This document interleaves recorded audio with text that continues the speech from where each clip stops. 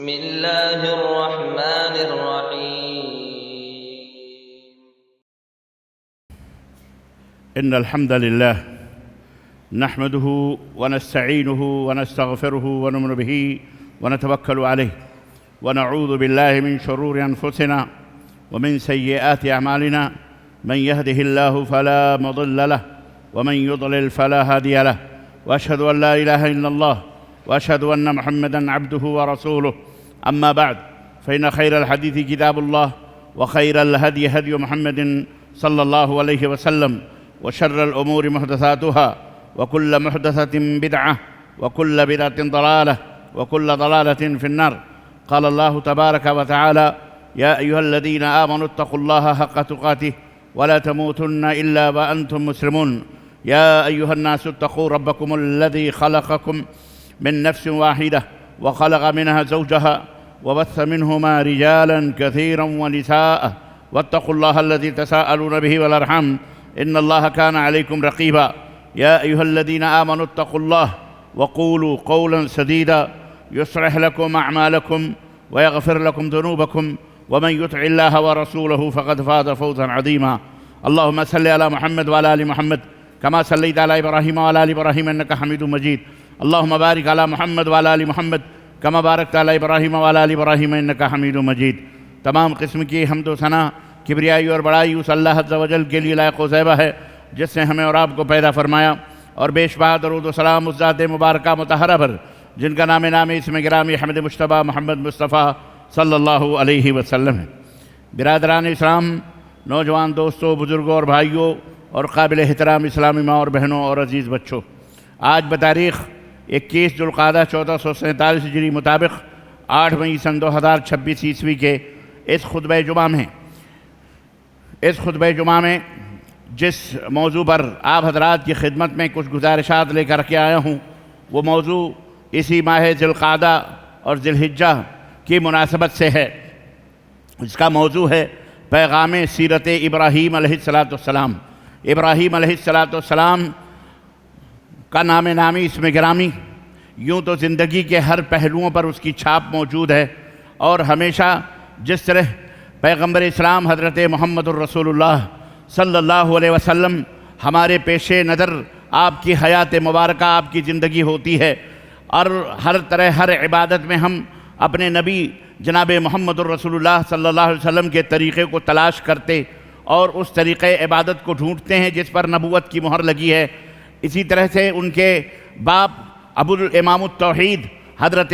ابراہیم علیہ السلام کی بھی یاد تازہ ہو جاتی ہے، بالخصوص جب ہم تشہد میں بیٹھتے ہیں اور اپنے نبی پر درود و سلام بھیجتے ہیں، اس وقت بھی حضرت سیدنا ابراہیم علیہ السلام کی یاد خود بخود آتی ہے، جس میں اللہ تبارک و تعالی، اللہ کے نبی صلی اللہ علیہ وسلم نے جہاں خود پر درود و سلام بھیجنے کا حکم دیا، وہیں پر سیدنا ابراہیم اور ان کے آل پر بھی ہم پڑھتے ہیں: اللہم صلی علی محمد وعلی آل محمد کما صلیت علی ابراہیم وعلی آل ابراہیم۔ تو سیدنا ابراہیم کی یاد آتی ہے۔ حضرات گرامی، حج کا مہینہ اسی ذات بابرکت سے منسوب ہے بئی طور کہ حضرت ابراہیم علیہ السلام کے اٹھنے بیٹھنے اور آپ کی زوجہ محترمہ حضرت ہاجرہ علیہ السلام اور آپ کے صاحبزادے سیدنا اسماعیل علیہ السلام کی یاد تازہ ہوتی ہے۔ جب ہم خانہ کعبہ کو دیکھتے ہیں تو اس کی تعمیر یاد آتی ہے، صفا اور مروہ، اور اس کی تعمیر میں جب اس کے در و دیوار پر نظر پڑتی ہے تو سیدنا ابراہیم علیہ السلام اور ان کے صاحبزادے خانہ کعبہ کی اس دیوار کو تعمیر کرتے ہوئے نظر آتے ہیں۔ مقام ابراہیم پر نظر پڑتی ہے تو باپ اور بیٹوں کی وہ عظیم الشان قربانیاں یاد آتی ہیں کہ جب باپ بیٹے اذ یرفع ابراہیم القواعد کا یاد آتی ہے، جہاں رب نے ارشاد فرمایا یاد کرو اس وقت کو جب ابراہیم کعبے کی بنیاد کو بلند کر رہے تھے۔ اللہ اللہ، کیا وقت رہا ہوگا سیدنا ابراہیم پتھر اٹھا کے، سیدنا اسماعیل پتھر اٹھا کے دے رہے ہیں، سیدنا ابراہیم پتھروں سے خانہ کعبہ کی تعمیر فرما رہے ہیں، اور جو خانہ کعبہ کی تعمیر بڑھتی جاتی ہے، جس پتھر پر سیدنا ابراہیم کھڑے ہو کر دیواروں کو تعمیر کرتے ہیں، وہ پتھر خود بخود بلند ہوتا چلا جا رہا ہے، خود بخود بلند ہوتا جا رہا ہے۔ یہ معجزہ پھر جب ہم صفا مروہ کی پہاڑیوں پر دوڑتے ہیں تو سیدہ ہاجرہ علیہ السلام کی یاد آتی ہے، جو اپنے بیٹے کی پیاس کو بجھانے کے لیے سوکھی چھاتیوں میں دودھ نہ ہونے کی وجہ سے ان پہاڑوں پہ دوڑی تھی، جس کا صفا نام تھا، ایک کا مروہ نام تھا۔ الغرض عزیزان گرامی، قدم قدم پر سیدنا ابراہیم، ان کے آل اولاد کی یاد آتی ہے۔ اللہ اکبر! یہ مہینہ جس مہینے میں ہم سانس لے رہے ہیں، یہ حج مبارک، حج کا مہینہ ہے، حج کے مہینے ہیں، شوال کا مہینہ حج کا مہینہ، ذی القعدہ کا مہینہ حج کا مہینہ، اور ذی الحجہ کی 14 تاریخ تک یہ مہینہ بھی حج کا مہینہ کہلاتا ہے۔ اور اشہر حرم میں بھی ذی القعدہ، ذی الحجہ، محرم اور ماہ رجب المجرب آتے ہیں۔ تو اس طرح سے دو بابرکت عبادتوں کے مہینے کے اندر اور ہم اور آپ الحمدللہ اس وقت سانس لے رہے ہیں۔ عزیزان گرامی، سیدنا ابراہیم علیہ السلام کی تاریخ اور آپ صلی اللہ علیہ وسلم کی زندگی کے بارے میں قرآن کریم اور حدیث میں بہت ساری باتیں موجود ہیں۔ آج میں نے آپ حضرات کی خدمت میں کچھ پیغامات سیدنا ابراہیم کی زندگی سے، سیدنا ابراہیم علیہ السلام کی سیرت مبارکہ سے میں لے کر کے آیا ہوں۔ آپ سب کو اس بات کا پتہ ہے کہ قرآن مجید یہ اللہ تبارک و تعالیٰ کی کتاب ہے، اور یہ کتاب قیامت تک کے لیے ہمارے لیے رشد و ہدایت ہے۔ قرآن مجید میں جو بھی واقعات آئے ہیں، جو بھی مضامین آئے ہیں، ان کا تعلق آپ کے اور ہمارے ایمان سے ہو، عقیدے سے ہو، ان کا تعلق انبیاء کے قصص اور انبیاء کے واقعات سے ہو، یا عملی زندگی کے احکام سے ہو، یا کائنات کے حقائق سے ہو۔ الغرض وہ سب کے سب واقعات اور وہ حادثات، وہ تمام سب چیزیں قیامت تک کے لیے ہمارے لیے راہ ہدایت ہیں، نشان راہ ہیں۔ بعض روایات سے یہ معلوم ہوتا ہے کہ تقریباً مختلف عہد اور مختلف زمانوں میں 1 لاکھ کم و بیش انبیاء اور رسول اس کائنات کے اندر بھیجے گئے۔ ان میں سے صرف چند پیغمبروں کا ذکر قرآن پاک میں صراحت کے ساتھ آیا ہے، اور ان رسولوں کا نام بھی آیا ہے۔ ان کی تعداد بھی تقریباً 25 کے قریب آئی ہوئی ہے۔ اللہ تبارک و تعالیٰ نے 25 نبیوں کا ذکر کیا، اور پھر فرمائے وَرُسُلًا قَدْ قَصَصْنَاهُمْ عَلَيْكَ مِن قَبْلُ وَرُسُلًا لَمْ نَقْصُصْهُمْ عَلَيْكَ۔ سورہ نساء آیت نمبر 164، کہ ہم نے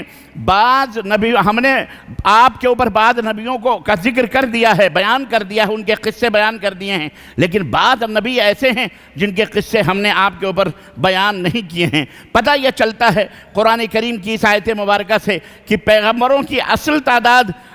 تعداد کے بارے میں اللہ تبارک و تعالیٰ کو پتہ ہے، مگر اس آیت کریمہ سے پتہ چلتا ہے کہ بہت سارے ایسے انبیاء اور رسول ہیں جن کا ذکر قرآن کریم کے اندر موجود نہیں ہے، البتہ اللہ نے اشارہ فرما دیا ہے قرآن میں بھی۔ اور پھر یہ انبیاء علیہ السلام، بعض پیغمبروں کے حالات اللہ نے انتہائی اختصار کے ساتھ صرف نام لے کر کے بیان کیا ہے، لیکن بعض پیغمبر ایسے ہیں جن کے حالات زیادہ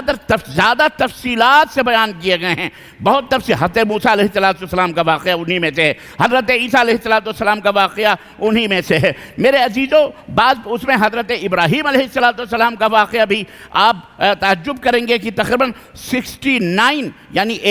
70 مقامات پر سیدنا ابراہیم علیہ السلام کا ذکر اللہ تبارک تعالیٰ نے قرآن کریم کے اندر کیا ہے۔ لیکن کیا ہم نے کبھی سوچا، کیا ہم نے اس بات پر کبھی غور کیا کہ جن کے حالات کہ پیغمبروں کو اللہ تعالیٰ نے قرآن کریم میں پیغمبروں کو، ان کے حالات کو، ان کے واقعات کو، ان حالات کے نتائج کو، ثمرات کو، ان کے زمانے کے جو حکمران تھے، بادشاہ تھے، یا حالات اور دنیا تھی اس وقت، کائنات، اللہ تعالیٰ نے ان کو کیوں بیان فرمایا؟ کیوں آخر قرآن کریم کے اندر اس کا ذکر موجود ہے؟ دراصل آئیے میں آپ کو بتاتا ہوں۔ ان انبیاء کرام علیہ السلام کا خصوصی طور پر ذکر اس بات کی علامت ہے، اس بات کی نشانی ہے کہ ان سے متعلق واقعات جتنے بھی ہیں، ہم امت محمدیہ کے لیے خاص طور پر ان میں عبرتیں موجود ہیں، نصیحتیں موجود ہیں، موعظت موجود ہے، اس کے پہلو کچھ نہ کچھ ہمارے لیے اس کے اندر اسوہ ضرور موجود ہے، ہمارے لیے اس کے اندر کچھ نہ کچھ ایسے گوشے موجود ہیں جو ہماری زندگی کو ہائی لائٹ کرتے ہیں، جو ہماری زندگی کو آواز دیتے ہیں کہ ہمیں اپنی زندگی کیسے گزارنی چاہیے۔ ایسے حالات میں نبیوں کے حال چال دیکھ کر، پڑھ کر، قرآن کریم کے اندر ان کا ذکر سن کر، پڑھ کر ہمیں اپنے حالات پر غور کرنا چاہیے کہ آخر ہم کن حالات سے گزر رہے ہیں۔ جن انبیاء کے واقعات کو قرآن میں زیادہ تفصیل سے بیان کیا، جیسا کہ میں نے بتایا کہ حضرت ابراہیم علیہ السلام ہیں، اور رسول اللہ صلی اللہ علیہ وسلم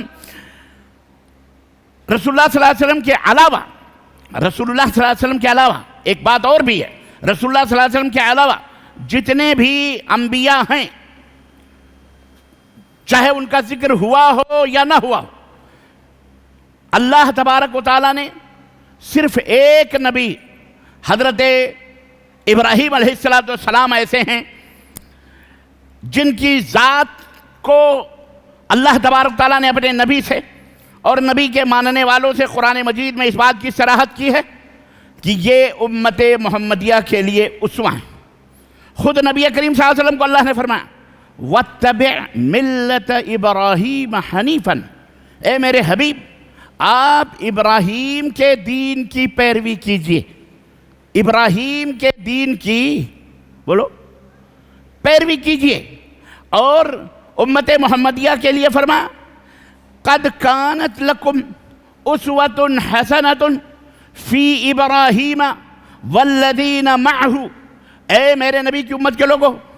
ابراہیم علیہ السلام اور جو ان کے ساتھی ہیں ان میں تمہارے لیے بہترین نمونہ ہے۔ غور کرو ابراہیم کی زندگی کو،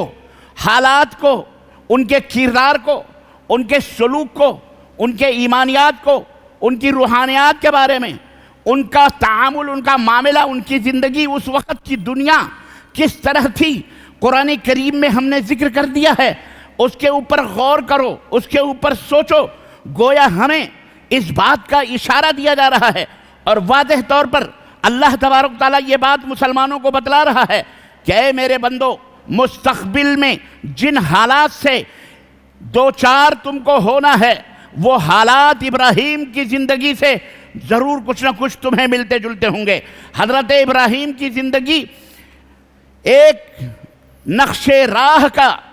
درجہ رکھے گی، اس سے رہنمائی حاصل کرنے میں اے میرے نبی کی امت کے لوگوں تمہیں فلاح اور کامیابی حاصل ہوگی، ان سے رہنمائی حاصل کرنا۔ دوستو اور بھائیو، اور اگر غور کیا جائے، جو لوگ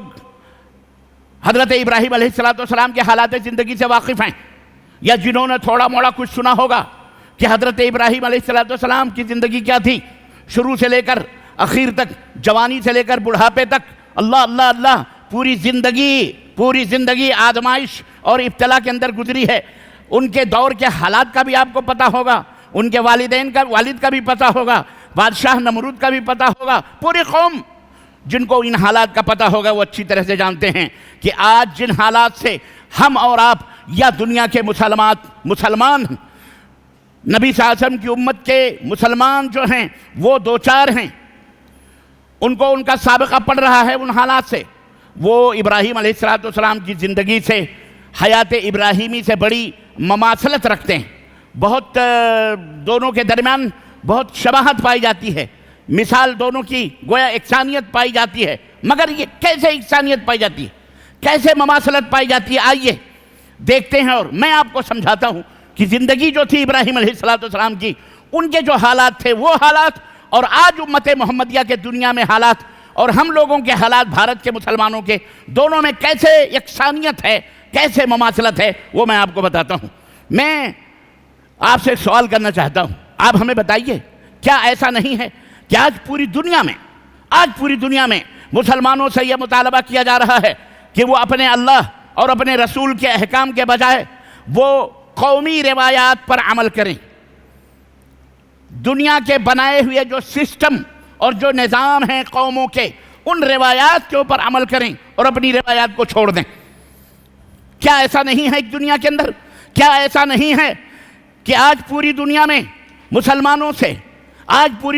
مسلمانوں سے یہ مطالبہ کیا جا رہا ہے کہ وہ اپنے آپ کو اس تہذیب کے، اس تمدن کے، اس ثقافت کے، اس کلچر کے سانچے میں ڈھال لیں جو آج پوری دنیا پر اپنا غاصبانہ قبضہ جما چکی ہے، اور اس میں مسلمانوں کے سوا اور ان کا کوئی مزاحم نظر نہیں آتا، مسلمانوں کے سوا ان کا کوئی مد مقابل نظر نہیں آتا، مسلمانوں کے سوا ان کے سسٹم سے، ان کے اس بد تہذیبی سے ٹکرانے میں کوئی قوم نظر نہیں آتی، بلکہ سارے قوم نے سرنڈر کر دیا ہے۔ ایک قوم باقی ہے، وہ ہے قوم مسلم، جو ان بد تہذیبیوں اور ان بری ثقافتوں سے آنکھوں میں آنکھیں ڈال کر اور ان بدعقیدگیوں کے آنکھوں میں آنکھیں ڈال کر مقابلہ کر رہی ہے۔ کیا یہ حقیقت ہے کہ نہیں حقیقت ہے؟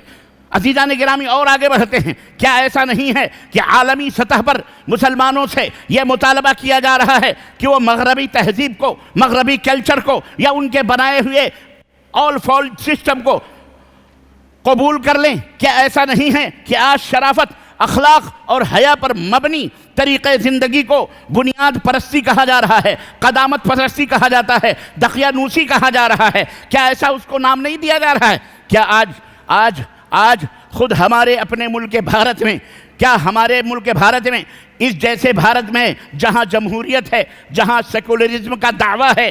بتاؤ اس طرح کی باتیں کی جا رہی ہیں کہ نہیں کی جا رہی ہیں؟ کیا آج مسلمانوں سے یہ مطالبہ نہیں کیا جا رہا ہے کہ مسلمانوں آؤ ایک قومی دھارے کے اندر ہم بہہ جائیں اور ہم اسی کے اندر اپنے آپ کو سانچے میں ڈھال لیں؟ عزیزان گرامی، غور سے سیدنا ابراہیم علیہ السلام کی آزمائش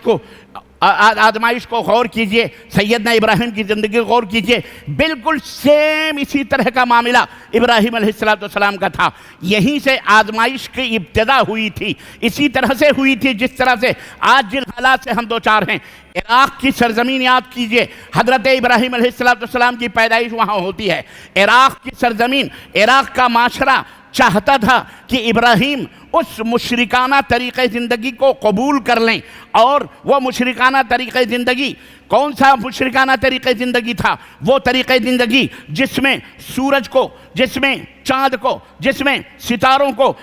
ان کی پرستش سے لے کر بے شمار چیزوں کی پرستش کی جا رہی تھی، وہ ابراہیم علیہ السلام کے پیش نظر تھا۔ وہ قوم چاہتی تھی کہ ابراہیم اس روایتی اور باپ داداؤں کے اس فکر کو، اس آئیڈیالوجی کو، اس وچار دھارا کو، اس سسٹم کو قبول کر لیں، اس کے خلاف بغاوت کی آواز نہ بلند کریں، بلکہ اسی مشرکانہ طرز زندگی میں گھل مل جائیں۔ یہ مطالبہ تھا حضرت ابراہیم علیہ السلام سے اس قوم کا۔ لیکن قرآن نے ہم کو بتلایا، اللہ نے ہم کو بتلایا،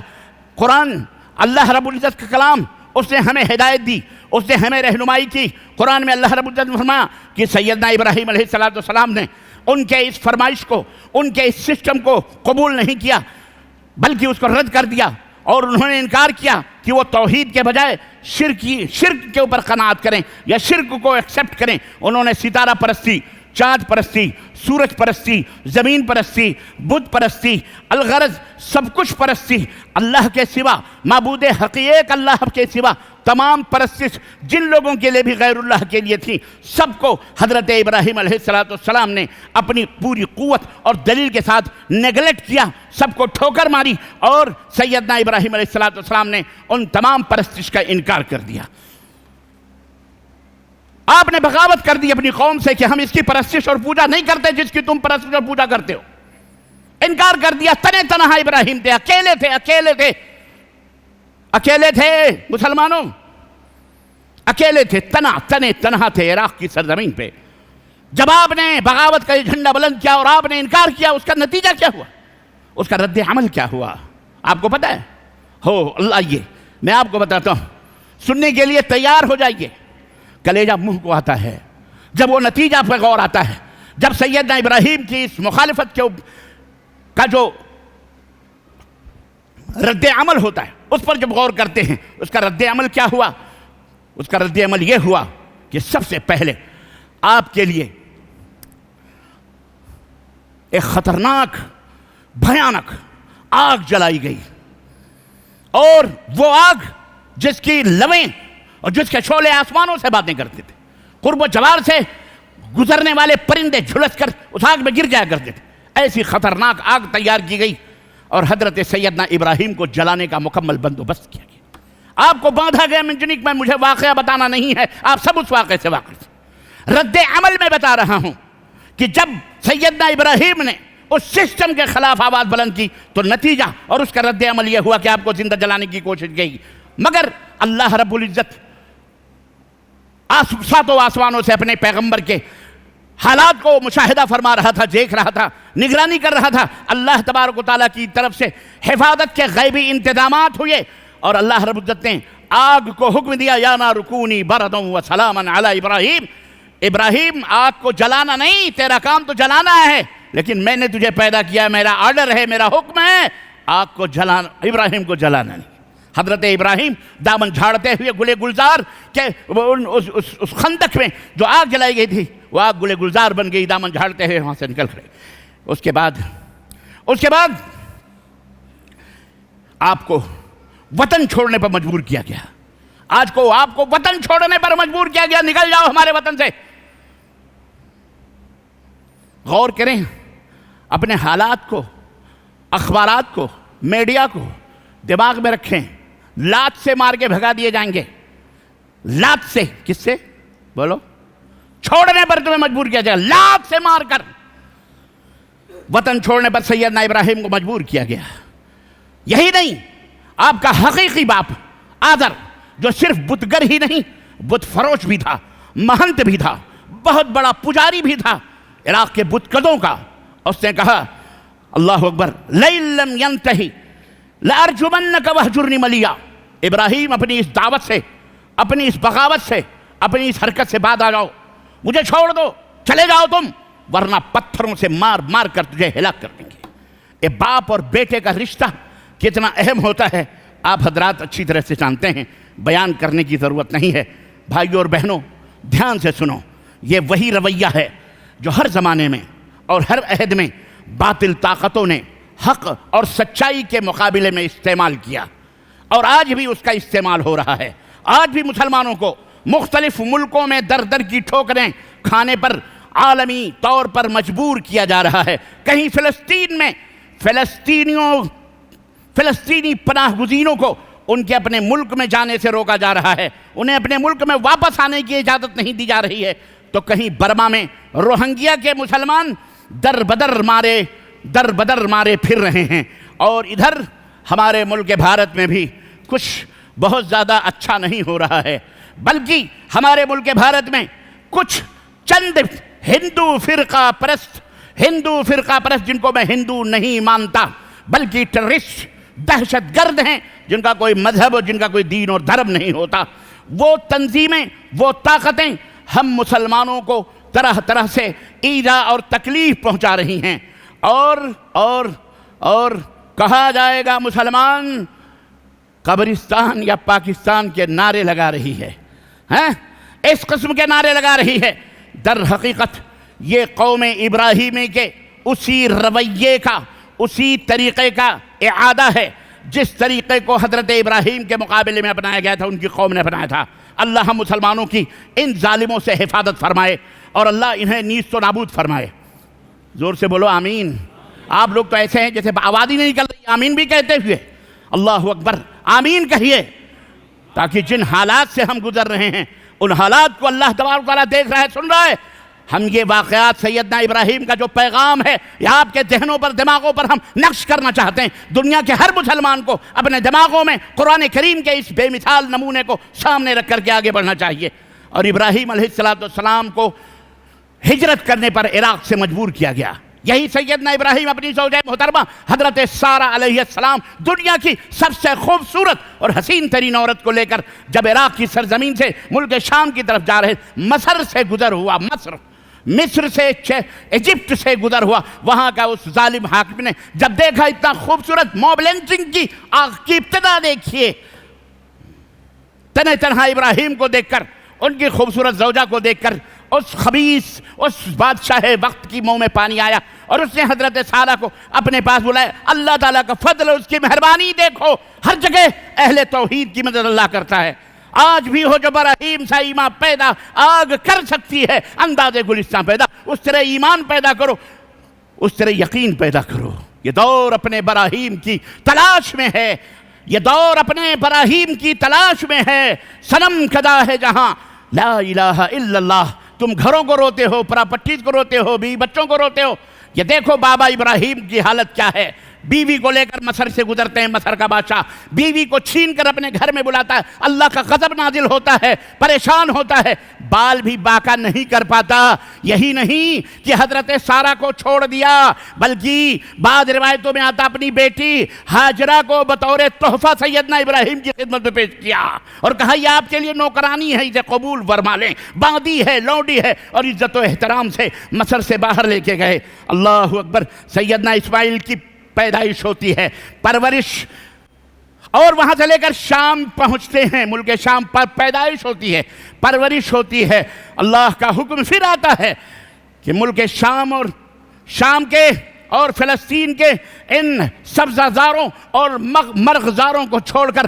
مکہ کی بے آب و گیا صحرا میں جا کر کے ان دونوں کو چھوڑ کے آ جاؤ۔ ابراہیم علیہ السلام اپنے بیوی اور اپنے بچوں کو لے کر مکہ المکرمہ کی اس بے آب و گیا سنسان وادی میں چھوڑ کر آپ واپس آتے ہیں۔ حضرت اسماعیل کی پرورش ہوتی ہے۔ مختصر قصہ آپ یہ سمجھ رہے ہیں، حضرت ابراہیم بڑے ہوتے ہیں، نوجوانی کے عہد میں آتے ہیں، اللہ رب العزت یہ حکم دیتا ہے، اب یہ آزمائش کی یہاں بھی گھڑی کہ جاؤ اس کو ذبح کرو اللہ کے لیے، بھینٹ چڑھاؤ،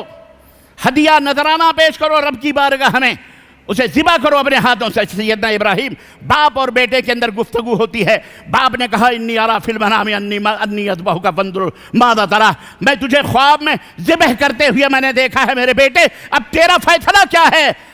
تیرا فیصلہ کیا ہے؟ فرما بردار وفاشیار بیٹے نے گردن جھکا لی اور کہا میرے ابا آپ نے جو کچھ دیکھا ہے کر گزریے، اللہ کی بارگاہ میں ایک جان کیا، جان دی ہوئی اسی کی دی، حق تو یہ ہے کہ حق ادا نہ ہوا۔ حضرت ابراہیم علیہ السلام اس جاں گسل امتحان پر کامیاب ہوتے ہیں، بیٹے کی گردن پر چھری ڈال دیتے ہیں، اور اس طرح سے وہ عزیزان گرامی اپنے امتحان میں کامیاب ہوتے ہیں۔ غور کرنے کی بات ہے کہ اللہ قادر مطلق ہے کہ نہیں ہے؟ اللہ کچھ بھی کر سکتا ہے کہ نہیں کر سکتا ہے؟ وہ جب چاہے کچھ بھی کر دے۔ اگر اللہ چاہتا تو ابراہیم علیہ السلام کو اتنی آزمائشیں، گھر چھوڑنا، بیوی چھوڑنا، وطن چھوڑنا، سب کچھ چھوڑنا، بیٹے کو ذبح کرنا، بے آب و گیا میدان میں چھوڑنا، مطلب کیا ہے؟ ان آزمائشوں کے بغیر بھی مقصود حاصل ہو سکتا تھا، اللہ کی رضا مل سکتی تھی، لیکن ایسا نہیں ہوا۔ اللہ نے آزمایا، اور آپ کو بتلاؤں آزمائشوں کا سفر طے کرنا پڑا سیدنا ابراہیم کو، اور یہی بات رسول اللہ صلی اللہ علیہ وسلم کی زندگی میں بھی آپ دیکھیں گے کہ شروع سے لے کر نبوت سے لے کر آخر تک آزمائش پیغمبر اسلام پر ہوئی ہے، اور یہی اہل ایمان کو بھی اللہ تبارک و تعالیٰ نے قرآن کریم کے اندر یہ واضح کر دیا، یہ بتا کر کے کہ لوگوں دیکھو تمہارا نبی بھی ان آزمائشوں گزر سکتا ہے،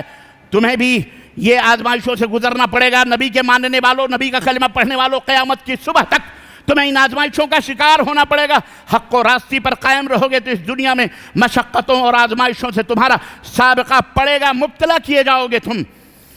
جیسے اللہ نے ان کے لیے، مسلمانوں نے یہ سوچا تھا کہ جیسے اللہ نے ان کے آخرت میں جنت بنائی ہے، دنیا کو بھی جنت بنا دے گا، اللہ چاہتا تو بنا سکتا تھا، لیکن اللہ رب العزت نے ایسا نہیں کیا۔ اس غلط فہمی کو دور کرنے کے لیے تاکید کے ساتھ کہ ایسا نہیں ہوگا کہ تم ایمان لاؤ گے اور تم کو جنت فوراً مل جائے گی، نہ، تاکید فرمائی۔ کیا فرمایا؟ وَلَنَبْلُوَنَّكُمْ بِشَيْءٍ مِّنَ الْخَوْفِ وَالْجُوعِ وَنَقْصٍ مِّنَ الْأَمْوَالِ وَالْأَنفُسِ وَالثَّمَرَاتِ وَبَشِّرِ الصَّابِرِينَ الَّذِينَ إِذَا أَصَابَتْهُمْ مُصِيبَةٌ قَالُوا إِنَّا لِلَّهِ وَإِنَّا إِلَيْهِ راجعون۔ اے مسلمانوں، اے نبی کے ماننے والوں، تمہارے سامنے حضرت ابراہیم کا پیغام، حضرت ابراہیم کی زندگی بہترین نمونہ ہے، سامنے رکھو، اپنے نبی کی بھی زندگی سامنے رکھو اور سنو، ہم تمہیں آزمائیں گے بِشَيْءٍ مِّنَ الْخَوْفِ، دہشت پھیلا کر، خوف پھیلا کر، نوکری چاکری کا خوف ہوگا، مال و دولت کا خوف ہوگا، سرکاری عہدے منصب پر بڑے بڑے عہدے ناکارے موجود رہیں گے، تم کو عہدے نہیں ملیں گے، جناب علی ہم تم کو آزمائیں گے، خوف اور دہشت سے تم کو آزمائیں گے، تمہارے لیے پھولوں کا سیج نہیں، کنکر اور پتھر کے راستے ہوں گے، بچھے ہوں گے تمہاری راہوں میں، تمہیں اس کے اوپر چلنا پڑے گا، تمہیں بھوک اور آزمائش سے بھی اپنائیں گے، تنگی کریں گے، تعلیمی پسماندگی ہوگی، تمہیں اچھے کالجز میں نوکری، تمہیں کالجز میں پڑھائی بھی نصیب نہیں ہوگی، پسماندگی ہوگی، دوچار کیا جائے گا، کیونکہ پسماندگی انسان کی معاشی زوال اور انحطاط کا سبب ہوتی ہے۔ اسی طرح خوف و دہشت سے بھی آزمایا جائے گا، حکومتوں کا خوف، انٹیلیجنس کا خوف، سی بی آئی کا خوف، جیل کا خوف، ظالمانہ قوانین کا خوف، عدل اور انصاف نہ پانے کا خوف، انسانی حقوق سے محروم کیے جانے کا ڈر، غرض طرح طرح کے خوف و دہشت سے مسلمانوں کو گزرنا پڑے گا۔ وَلَنَبْلُوَنَّكُمْ بِشَيْءٍ مِّنَ الْخَوْفِ وَالْجُوعِ وَنَقْصٍ مِّنَ الْأَمْوَالِ، مالوں کے اندر کمی کر کے دکانیں جلا دی جائیں گی، تجارتی مارکیٹوں کو تمہارے لیے بائیکاٹ کیا جائے گا، حملے کیے جائیں گے، تمہاری دکانوں کو جلا دیا جائے گا، تمہاری زبانوں پر تمہارے ناموں کو مٹانے کی کوشش کی جائے گی، خرید و فروخت کا بائیکاٹ ہوگا، اعلان ہوگا کہ مسلمانوں سے کوئی خرید و فروخت نہ کرے۔ وَنَقْصٍ مِّنَ الْأَمْوَالِ، اموال کو کم کر کے، مال و دولت سے تم کو کم کر کے آزما جائے۔ وَنَقْصٍ مِّنَ الْأَمْوَالِ وَالْأَنفُسِ، تمہاری جانوں کو لیا جائے گا، جانوں کا خوف ہوگا، جانوں کو جان لی جائے گی، مارا جائے گا، پیٹا جائے گا، موب لنچنگ کی جائے گی، جہاں بھی کسی اکیلے نہتھے مسلمان بہن کو اور بھائی کو دیکھا جائے گا۔ کتے بھیڑیے جس طرح اپنے شکار کے اوپر لٹتے ہیں، اسی طرح بھارت کے یہ درندے فرقہ پرست قوتیں انہیں نوچیں گی، موب لنچنگ کریں گی، وہ خبیث طاقتیں، وہ باطل پرست حرام روحیں ان کو ختم کرنے کی کوشش کریں گی شہوانیت کے ذریعے سے۔ اور کبھی پھل کا بھی نقصان ہوگا، سیب، آم، چاول، گیہوں، ان تمام کا بائیکاٹ کیا جائے گا۔ یہی نہیں، زمین سے اگنے والے نکلنے والے تمام پھلوں کا اور تمام ثمرات کا سب کا بائیکاٹ ہوگا۔ زمین سے پٹرول بھی نکلتا ہے، پٹرول پر عالمی قبضے کی کوشش کی جائے گی۔ جناب عالی، تانبے، پیتل، سونے بھی نکلتے ہیں، ان کے اوپر قبضہ کرنے کے لیے عالمی قوتیں کھڑی ہوں گی، جنگ کیا جائے گا، لڑائی کا ماحول گرم کیا جائے گا۔ اور ہو رہا ہے کہ نہیں ہو رہا ہے؟ بولو، ہو رہا ہے کہ نہیں ہو رہا ہے؟ جناب عالی، غرض میں کہاں تک آپ کو بتاؤں، آج دنیا میں مسلمان جن مصیبتوں سے گزر رہے ہیں، مجھے تو کوئی حیرت نہیں ہو رہی، اور کسی بھی قرآن کے مطالعہ کرنے والے، پڑھنے والے مسلمان کو کوئی حیرت اور تعجب نہیں ہو رہی ہے۔ کیوں؟ یہ قرآن کریم کی سچائی اور اس کی صداقت کی دلیل ہے کہ اس نے آج سے 1400 برس پہلے ہی ان باتوں کو کھول کھول کر مسلمانوں کے درمیان بیان کر دیا تھا۔ یہ ہم ہیں بد نصیب جنہیں پڑھنے کا سلیقہ نہیں، سمجھنے کا کوئی اس کی فکر نہیں، مال و دولت، چکر، بلڈنگ، گھر، اینٹ اور پتھر اور مٹیوں کے سمیٹنے میں لگے ہوئے ہیں۔ ایسے موقع پر ہمیں کیا کرنا ہے؟ اللہ اکبر! اللہ نے کوئی نمونہ ہمارے لیے بتایا، کوئی آئیڈیا بتایا ہے کہ اگر ایسا موقع ہے تو تمہیں کیا کرنا ہے؟ کوئی رہنمائی، کوئی گائیڈ لائن؟ اے مسلمانوں سنو، جی رب نے تمہیں بتلایا ہے، تمہیں موقع ملے پڑھو تو صحیح، قرآن کو کھول کے دیکھو تو صحیح، تمہیں کیا کیا تسلیاں اور کیا کیا نعمتیں اللہ نے رکھی۔ اللہ نے فرمایا ایسا تمہیں موقع آئے، وَبَشِّرِ الصَّابِرِينَ الَّذِينَ إِذَا أَصَابَتْهُمْ مُصِيبَةٌ، میرے حبیب انہیں خوشخبری سنا دو جو ان حالات سے گزرتے ہوئے صبر اور شکیب کے پیمانے اپنے دلوں میں رکھتے ہیں، صبر کرتے ہیں، ان کا دامن نہیں چھوڑتے، شکیب میں مبتلا، انہیں صبر، انہیں بشارت سنا دو، ان کے لیے خوشخبری ہے کہ وہ صبر کرتے